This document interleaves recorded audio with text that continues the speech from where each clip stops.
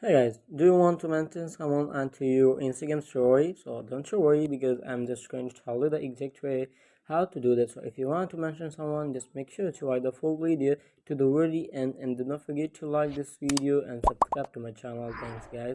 So let's get started, and first of all, just simply open up your Instagram app, and then in order to mention someone onto your Instagram story, obviously you will have to make a new story. So just simply tap on your story plus icon, and then here select a picture like this one, and in order to mention someone, just simply select text one, and here you can see simply the option of mention. Just simply you can tap on that option, or you can write at the rate, and what you all have to do is just here write the name of that person to whom you want to mention, and then just simply tap on done.